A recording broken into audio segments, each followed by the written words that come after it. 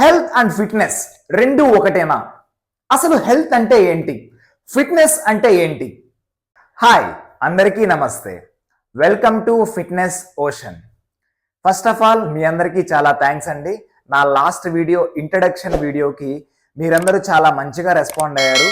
ముఖ్యంగా నా ఫ్రెండ్స్, నాకు తెలిసిన వాళ్ళందరూ నాకు పర్సనల్గా కాల్స్ చేసి నన్ను విష్ చేశారు.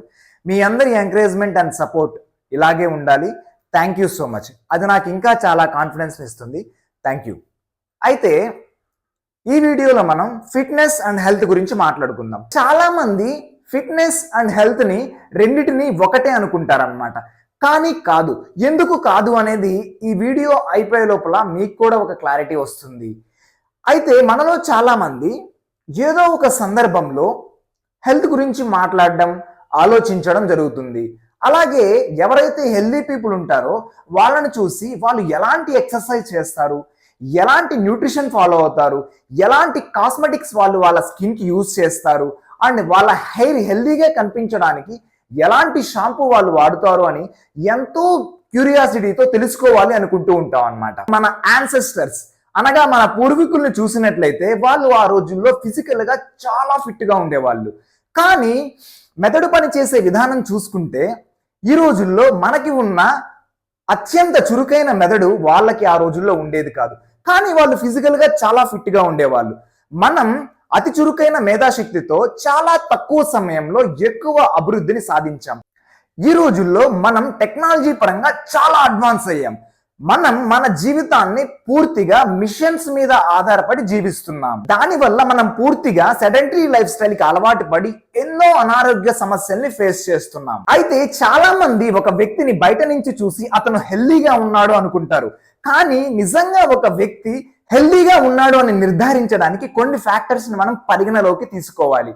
ఆ ఫ్యాక్టర్స్ ఏంటి అనేది ఇప్పుడు నేను మీకు ఎక్స్ప్లెయిన్ చేస్తాను. సో వాటిలో మొదటిది, ఒక వ్యక్తికి ఇమ్యూనిటీ పవర్ బాగా ఉండాలి, వ్యాధి నిరోధక శక్తి. రెండవది, అతని శరీరంలో డైజెషన్, అరుగుదల బాగా జరగాలి. మూడవది, అతను రెగ్యులర్ బాడీ టెంపరేచర్ ని మెయింటైన్ చేస్తూ ఉండాలి. నాలుగవది, బ్లడ్ సర్క్యులేషన్ బాగా జరగాలి, అనగా రక్త ప్రసరణ వ్యవస్థ.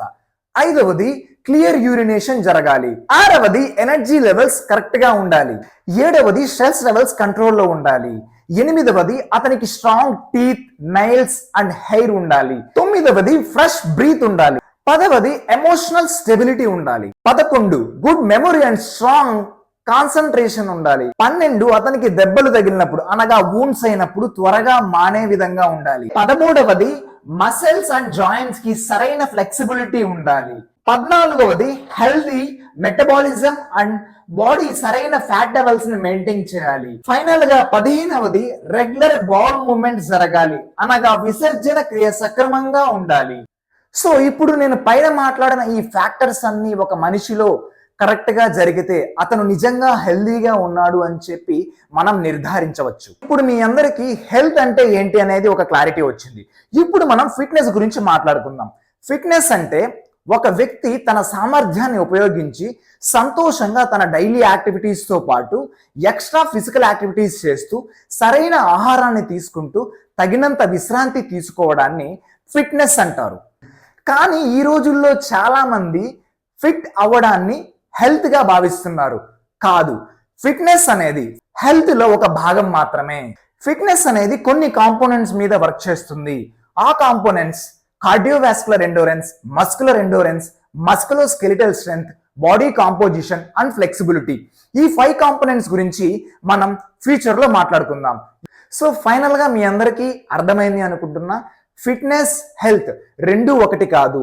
ఫిట్నెస్ అనేది హెల్త్ లో ఒక భాగం మాత్రమే. ఇప్పుడు ఒక వ్యక్తి హెల్త్ మెయింటైన్ చేయాలన్నా, ఫిజికల్ గా స్ట్రాంగ్ గా ఉండాలన్నా అతను కంపల్సరీ న్యూట్రిషన్ ని ఫాలో అవ్వాలి. సో ఈ న్యూట్రిషన్ గురించి మనం నెక్స్ట్ వీడియోలో మాట్లాడుకుందాం. Thank you so much all of you. Please subscribe and support me. Thank you.